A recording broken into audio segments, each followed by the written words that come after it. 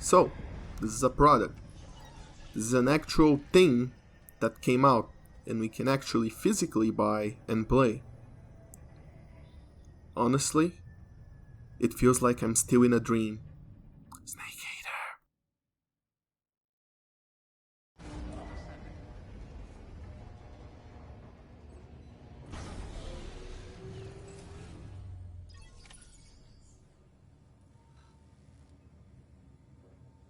So, it should come as no surprise to anyone who knows the origin of the avatar of this channel that I'm a fan of Hideo Kojima, even if the game the avatar came from is one he didn't particularly direct or have much influence since it was pretty much his very first job.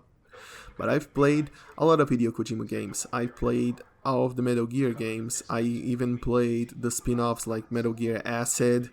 I've played Police Notes. I've played Snatcher, and the level of involvement he has in each of these games varies. Like, for example, as far as I know, he directed Snatcher and Police Notes, but he had lesser influence on Acid.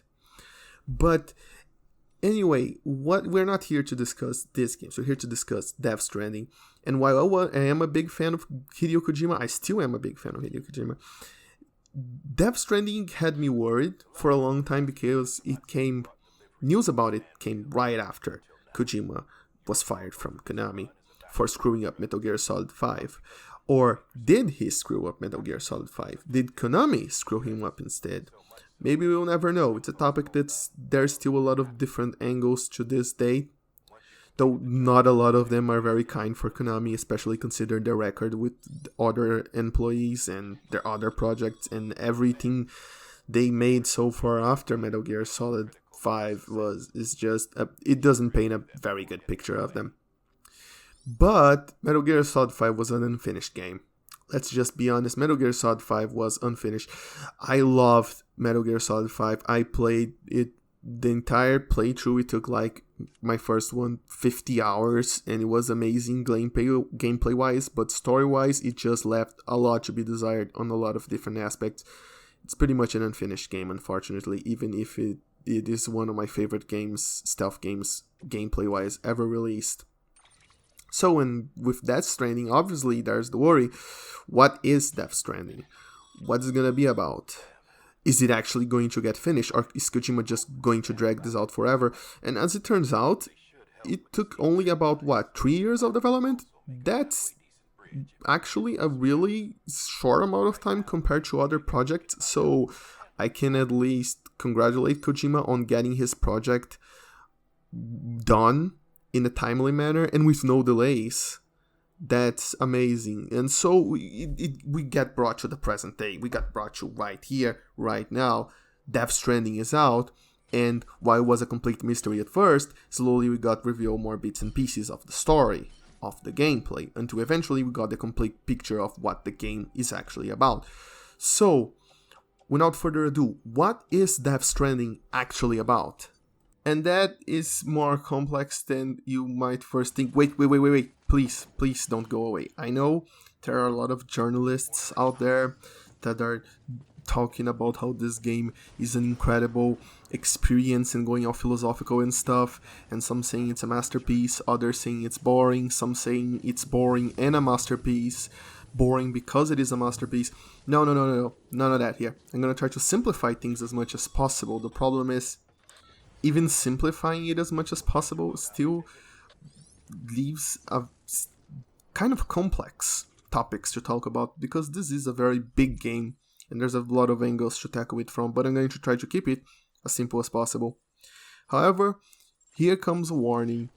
This review is going to be a little bit controversial. I don't think it's going to be controversial because I have very few viewers at this point. It's not going to blow up or anything, but I'm going to tackle this from my personal opinion, like every review usually is.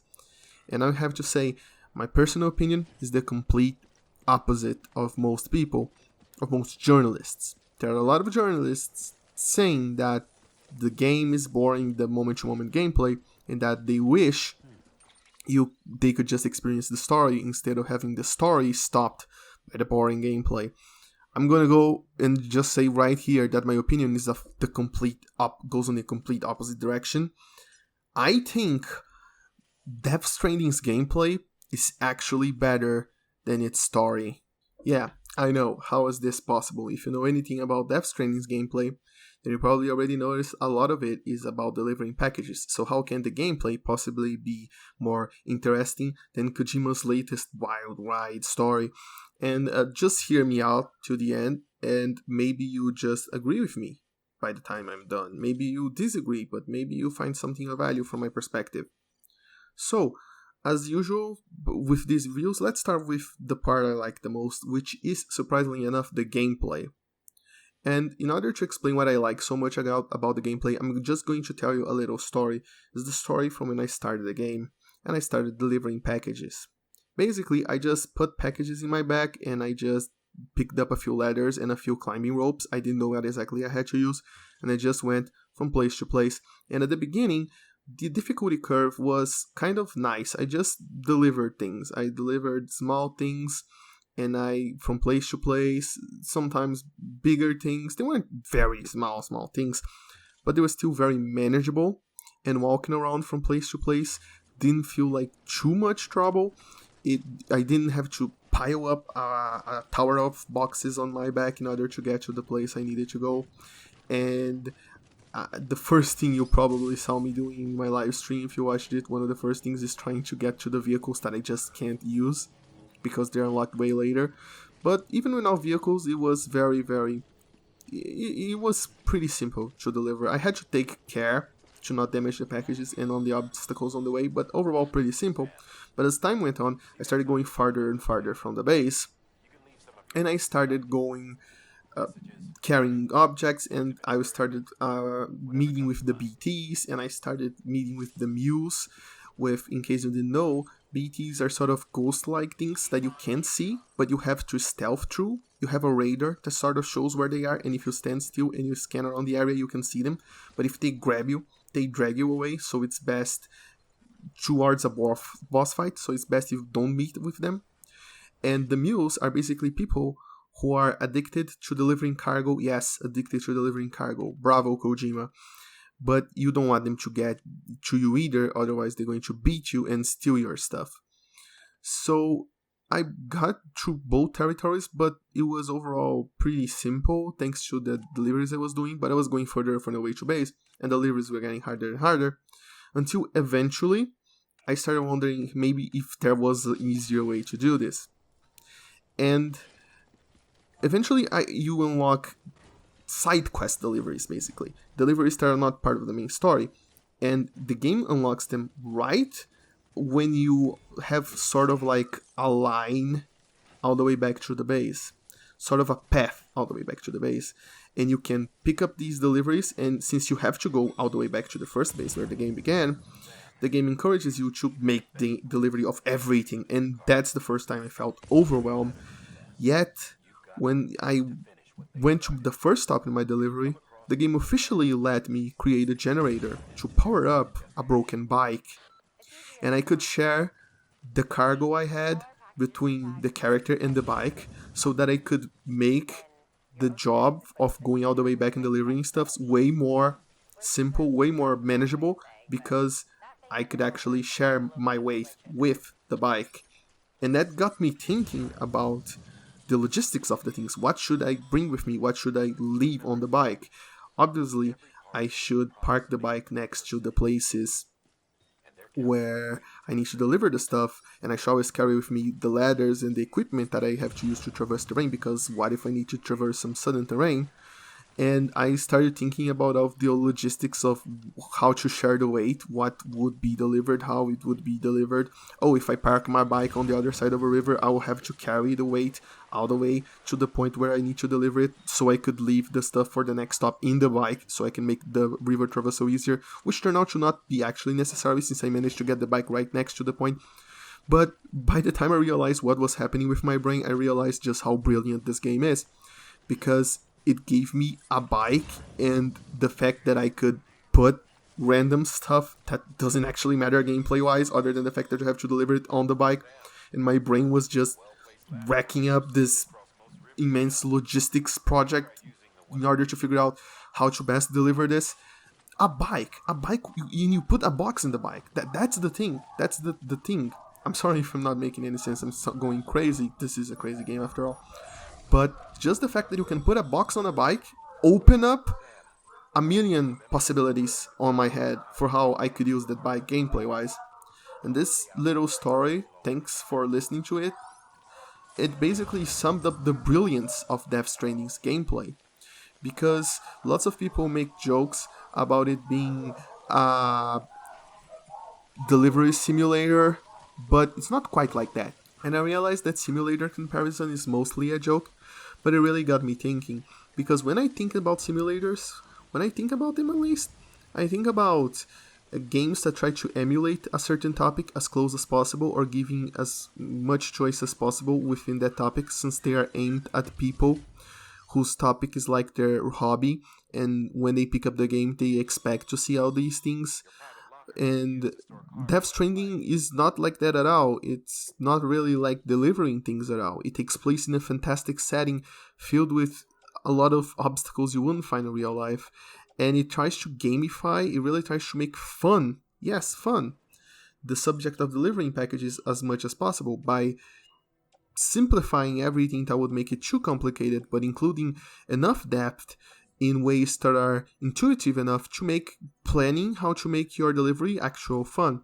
Like, for example, it lets you pick where to carry each individual object.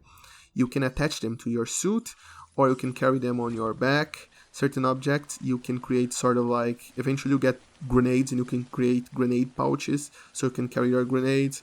You run out of blood because you got shot, no problem. You can carry blood bags in your pouch that are made specifically for those. And anything you can't fit anywhere else, you can carry on your back. And when it starts raining, because the rain in this game makes everything age much faster and destroys containers, you can put containers, less important containers, on top of the more important containers. So when it rains, they don't get hit as much, and yet they get destroyed more slowly. And you can pack repair kits so you can repair them. And you can also pack something called a PCC, which is basically a portable builder that you can use to construct buildings almost anywhere you want, depending on the terrain, or if you're too close to another building, you can't. But yeah, there's a lot of interesting ideas here. And it might sound boring to you, but unless you're like a really adrenaline high kind of gamer who only likes shooting and fast stuff, if you play RPGs, if you have the slightest strategic bent on you, you will pick this up really easily. And it will really make you think. And once you get prepared before each delivery, you can plan your route. It's all about preparation, basically, especially since the deliveries, well, they're not exactly long. I don't think I ever went for more than 30 minutes on a delivery. I usually went much less than that. Deliveries were 10 minutes stops for me. But nobody wants to be in the middle of delivery and suddenly find yourself with now the equipment you need. So you have to prepare, you have to check the route, and you have to understand what you're going to need to get there. Can vehicles get there? Can you get a vehicle most of the way there? It's all about this planning, and it's actually pretty fun to do. There isn't something that I would call boring. Even the act of actual walking from place to place was not boring to me. No. A lot of people say it's tedious, but to me it was not. And that is because of the excellent level design of the game's world. The game's world is incredibly well designed, and Kojima was like, this is probably going to be the only delivery simulator of the world that is going to deliver on this level of accuracy, so we might as well go all out and make sure people meet all sorts of obstacles on their way. And that's what's really interesting. BTs and mules are probably the least of your concerns. Going across a mule camp, yeah, that's dangerous. You know what's even more dangerous? A ravine. If you with a vehicle, you have to wonder, should I just abandon the vehicle here and use a ladder as a bridge to go to the other side of the ravine, or should I risk a jump? Because if I fall down, the vehicle is going to get destroyed, all my packages are going to get damaged. But on the other hand, if I don't use my vehicle, it's going to be a lot longer to reach my destination, and it's all of these things you have to take into consideration. You go into mountains, you go to the top of mountains, and you have to take care of snow because snow slows you down, and you have all these sorts of exoskeletons that each you are used for a different function. You get speed skeletons that get you to run faster, power skeletons that allow you to carry more, all-terrain skeletons, especially for those mountains, and bad terrain that allows you to stay stable even in weird terrain. You have gas masks because you have to go into gas-infested caves and ravines and stuff, and you get lakes and you get water, and you want to scan because you want to see how deep the water goes. So because some vehicles can go deep into water, other vehicles can't go too deep into water. You can use different kinds of, it's not that many vehicles, but some vehicles can get stuck even in sort of not too deep but not exactly shallow water rivers. And you also have different variety on the vehicles. Some allow you to put baggage in them so you can carry more. You can allow you to put the boxes like the bike I mentioned, but there's also other variations like a bike, which instead of space so you can put your cargo, it has batteries instead. So you can't actually carry anything in it. You have to carry it on your back even while you're on the bike. But the upside is that the bike's battery means you can go with it for a much longer period of time. And there's all those little details that, you know, these opportunities and options for you to plan, and the fact that it's completely open. You can make a delivery however you want. Do you want to use this? There is no right answer, because you can complete it completely on foot if you want. You can go halfway to the point on foot, and more often than not, you are going to get completely screwed up. Your resources are going to be completely drained, and your vehicle is going to break down, and you're going to be stuck thinking, well, how the hell am I going to complete the rest of this delivery? So due to the incredible world design, which is, by the way, absolutely beautiful, courtesy of the Decima engine, it's an absolutely beautiful world, and due to the huge variety of places you're going to go, and also the different sorts of cargo you're going to carry, because some cargo can be carried in vehicles, other you cannot even shake them, others cannot go underwater. Some have to be delivered in a very short span of time. So if you're going to take multiple deliveries, you best deliver this one first. It's a lot more variety than people give it credit for. It's an incredibly varied game, and I wasn't bored at all. Honestly, seeing people say, oh, I was bored because we're just walking from one place to another. Man, you can't even walk from one place to another without going to mule camps and BTs. It's almost impossible. When a mule camp ends, another sometimes immediately begins. It's crazy. And I thought, yeah, this gameplay is pretty good. Another aspect of Death Stranding that I want to talk about, and is a pretty big one, is the online component. When I was a kid, sometimes I usually just left ammo or health behind if I didn't really need it, because I imagined, hey, what if another person comes through here? Obviously, now that I've grown up, I understand better that nobody's going to go there, because it's a video game. It's a single player campaign on a video game. No one's going to get that health. No one is going to get that ammo. No one is going to use that. So it's kind of useless to just leave it there, just grab everything, and the magic sort of slowly disappeared of that part of my childhood, unfortunately, except Death Stranding completely resurrected it. Yeah, that's right, Death Stranding is even resurrecting the magic of your childhood, children.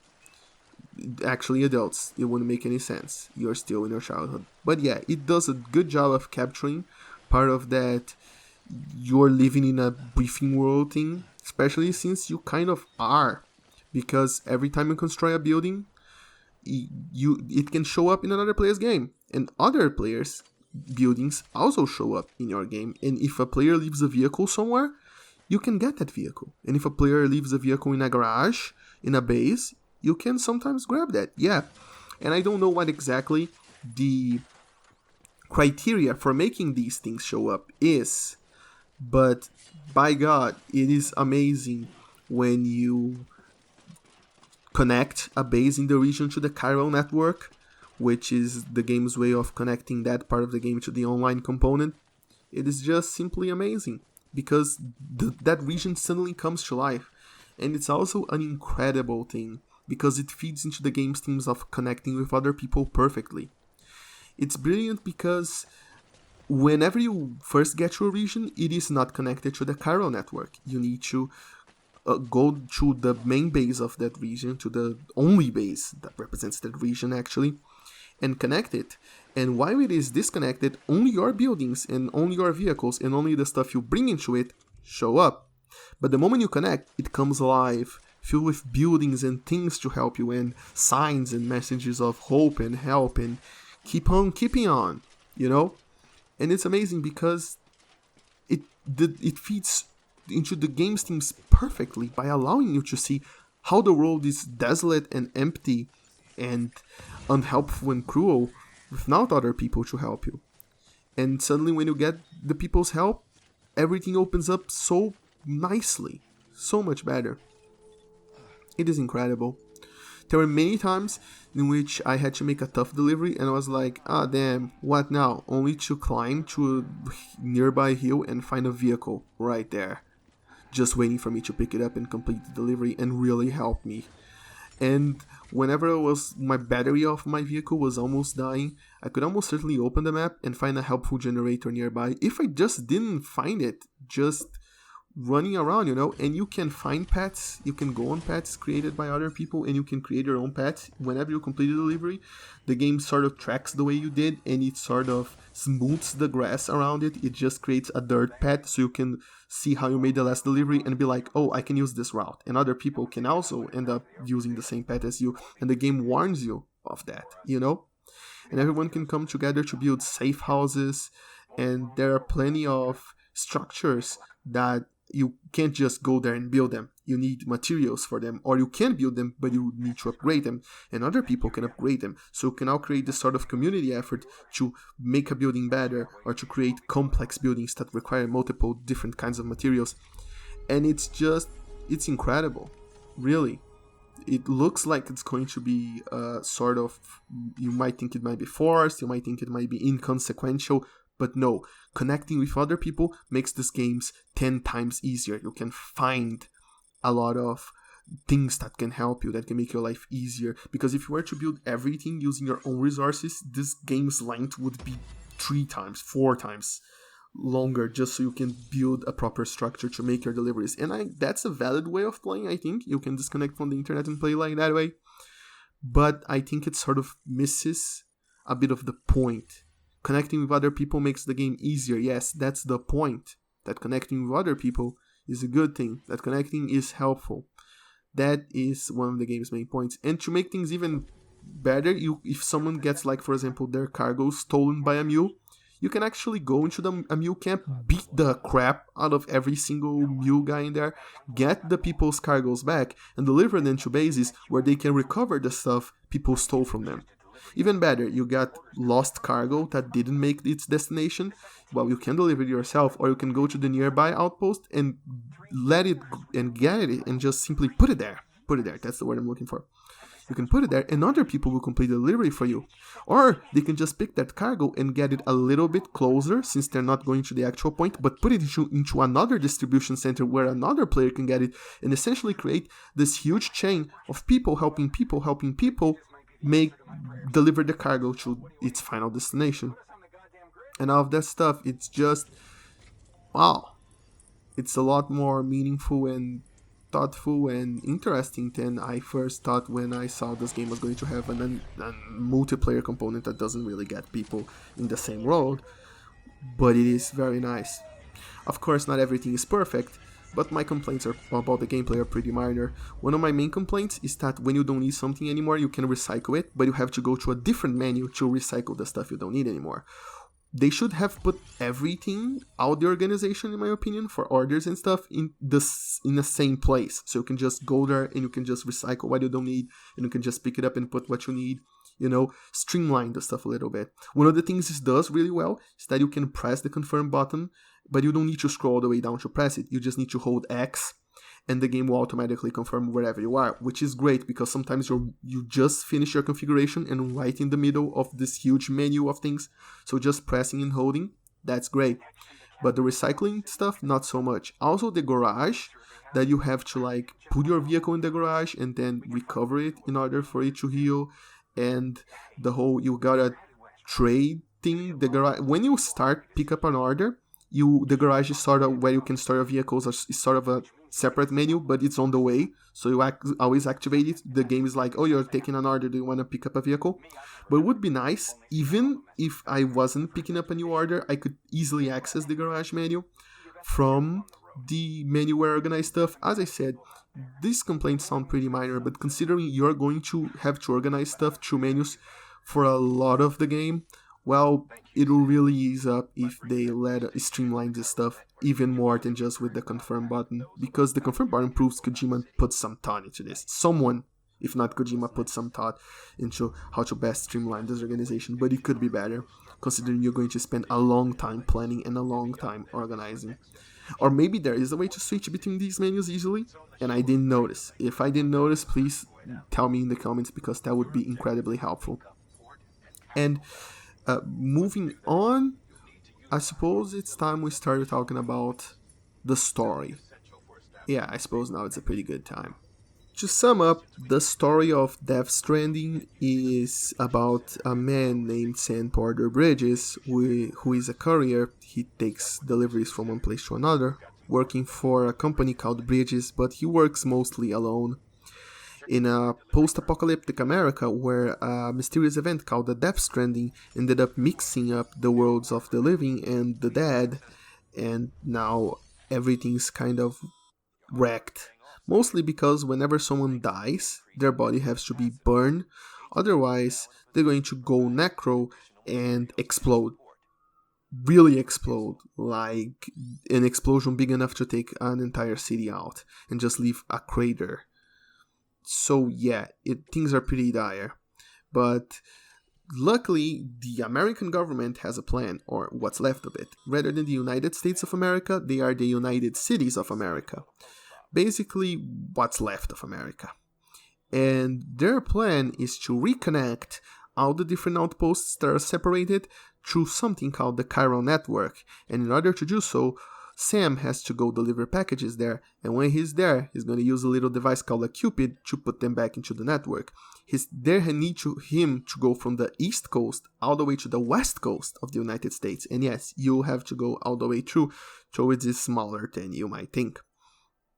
Why? Because on the other end, right there at the East Coast, Amelie, basically Sam's estranged sort of sister, since he's adopted, is being held there hostage by terrorists called the Homo Demons, who main objective is basically, hey, you're trying to reconnect America, but we don't want that. We want everyone to be alone and away from each other. We don't like connections, so we're kidnapped the daughter of the president, who is the main character's mother.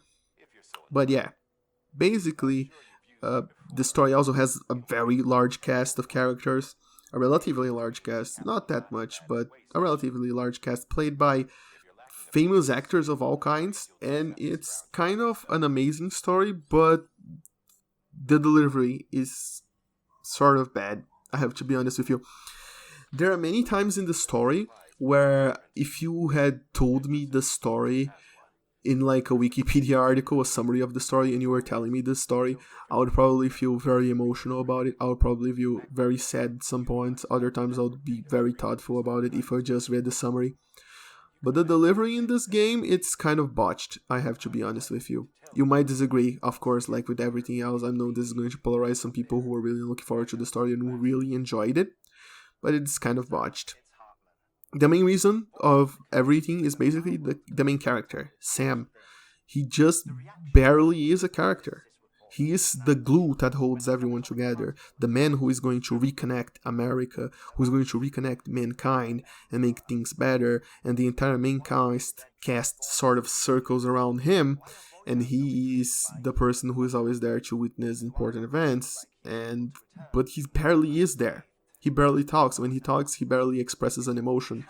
There is some emotion expressed right at the beginning of the game and right at the end of the story. Thank God, because the ending of the story is absolutely amazing, I'll tell you that much.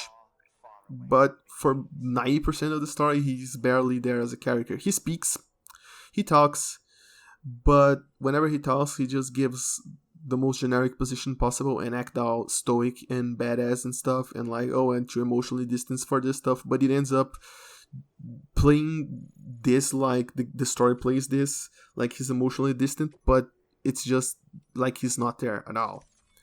And the rest of the cast of it's just weird.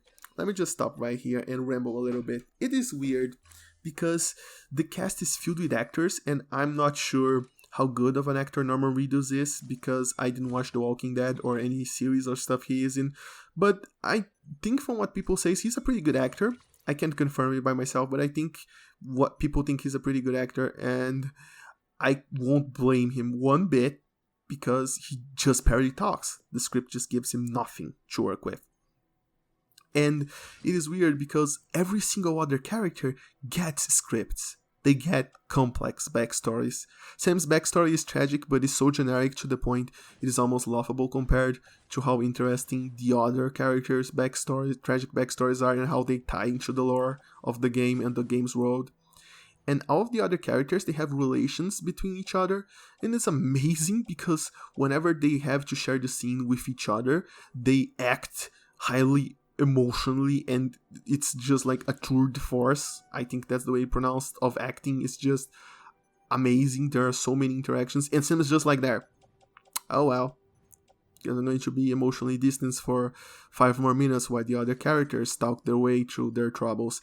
And sometimes the characters get highly emotional with Sam, and it's amazing because the actors are trying their best and they're delivering some of the best performances I ever seen them deliver, and the motion capture, the way the acting is in this game is just amazing. It really transfers the actors acting into the game world, and Sam is just there like a brick. It's ridiculous. It gets ridiculously bad sometimes. What's even worse is that some characters, not all of them, barely are there, even though they have incredibly interesting backstories. Each of their backstories is basically a short story of their own within the Death Stranding universe, but it doesn't really get capitalized out that much. They only get to really act when they're with Sam, which is sort of bad because Sam is constantly walking around and he's not always with these characters.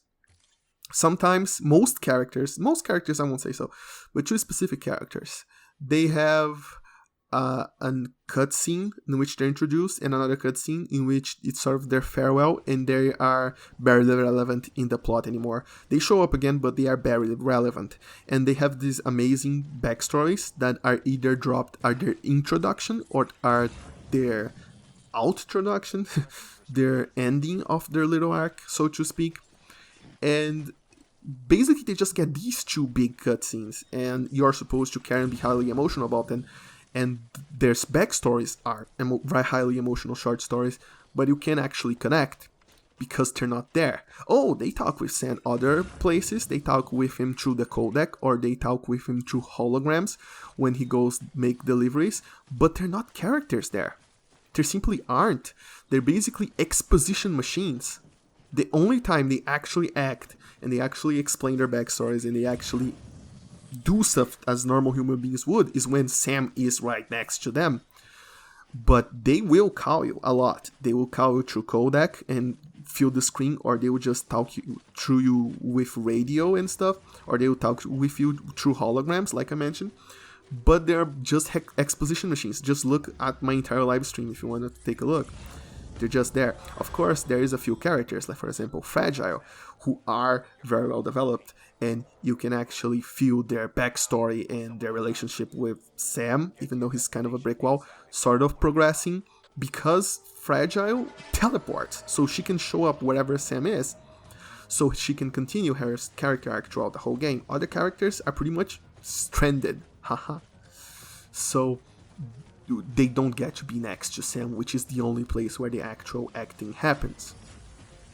Which is weird, and it means that a lot of emotional moments kind of fall flat, because even though their backstories are incredibly emotional, you barely met them, you barely know them as characters, so it's weird. And the fact that Sam is sort of like this guy who is gluing America together, and everybody at the end is like, Sam, you're the best. You're the guy who helped America not be stranded anymore. You're the guy who's reconnecting the Carol network. And everybody's like, hey, Sam, the legend, you know, as he goes through. And he's just a brick wall. He has no personality.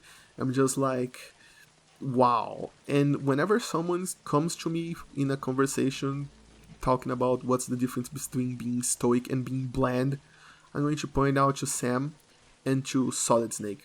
Because Solid Snake was also sort of stoic, sort of on his own thing, had his own thing going, and he still had loads more personality than Sam does.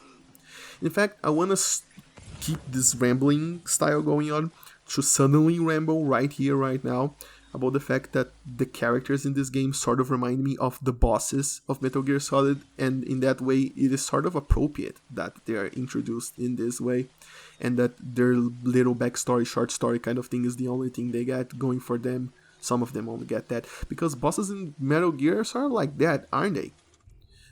Some of them interact with Snake through many places, Snake sees them all a lot, but a lot of them are just like gimmicks, aren't they? Anyone remember the bosses from Metal Gear Solid 3? They were just pretty much gimmicks. The Fury, an astronaut, a cosmonaut who went through space, and when he entered the atmosphere, he sort of got glued to his suit since he got burned and sort of melted into it and couldn't go. And he was sort of an interesting boss with the fire and everything, but once the boss fight's over, that's it. The gimmick was only to make the boss more interesting. How about Metal Gear Solid 4? The Beauty and the Beast squad, was that the name of the squad? Where there were these female mechanical sort of chimera things, and Drabbing would contact Snake after he defeated each of them to tell them their sad backstory, and that's the depth they got. Sorry if you never played Metal Gear Solid and this part of the review doesn't make sense for you, but if you did, then that's pretty much the sort of character development you got to expect. And that's sad, because there's a lot of highly emotional thoughts going into here. There are a lot of very sad moments, and I'm happy to say that the very ending of the game is excellent. And even though Sam is a brick wall, at least the ending delivered.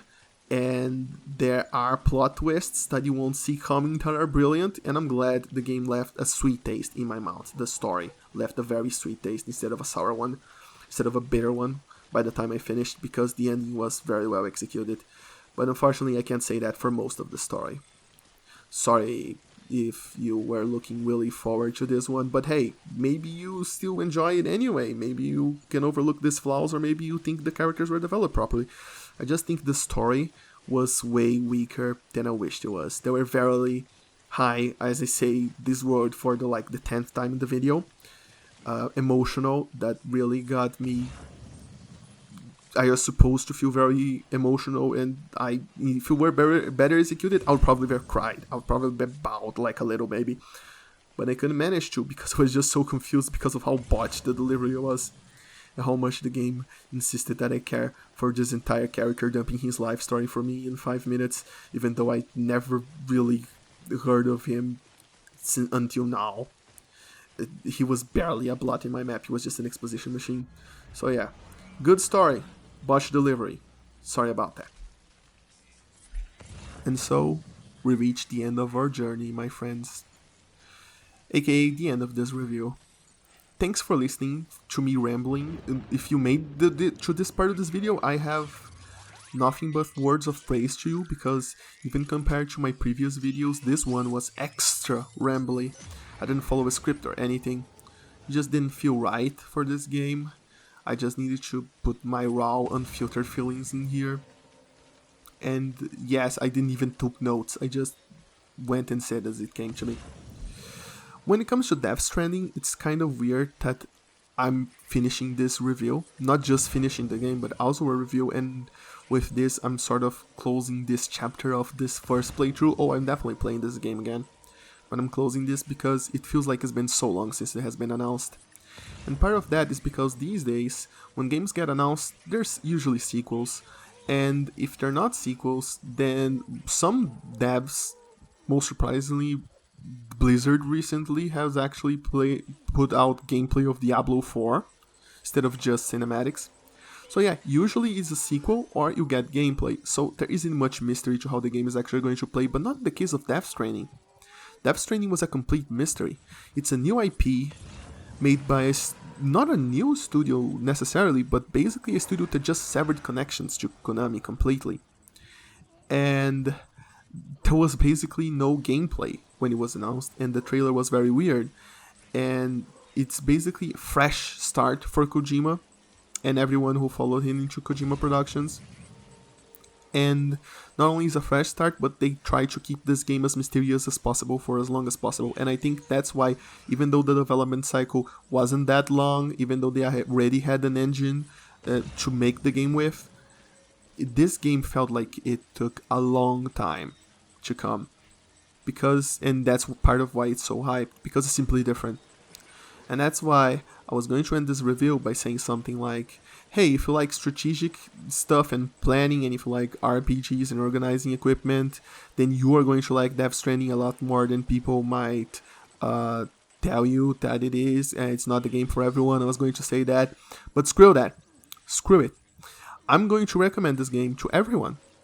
Whether you're going to like it or not, because whether you like it or not, this game is going to be a breath of fresh air, and I think when you end it and you come to your own conclusions about it, you are going to feel fresh as well. You're going to feel renewed by such a big budget game taking such big risks. It's practically unheard of in this day and age. And that's good, I think. I think that's a very good thing, that Kojima went and took a risk in trying to make the thing that he really wanted to make, and the end result is this. Because even if I'm going to be honest with you, I don't think it's that innovative. I don't think it's like all that different. Some reviewers have been saying a lot of stuff like, oh, this game is like nothing you ever played before, and Kojima himself tried to tell people that this was a new kind of game, a Strand game. But I'm gonna be honest with you, it's not a new genre. It's just a third-person adventure game. That's it. It's a third-person adventure game. But that shouldn't take it away from its unique qualities, because while it might have come from a recurrent genre, it doesn't have many recurrent ideas. It put a new spin on what you can do with a third-person adventure game. So even while this game is in a completely new genre, a completely new kind of thing, I still think playing this game and coming to your conclusions is going to do you a lot of good.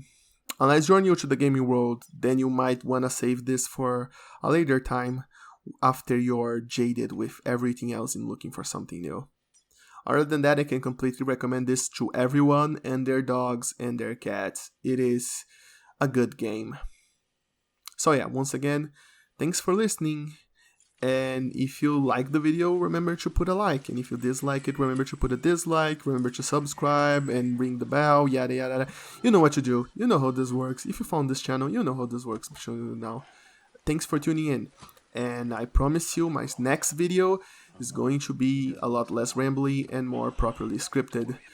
So only God knows if, considering the quality of my scripts, you're going to notice any difference. But hey, keep on keeping on.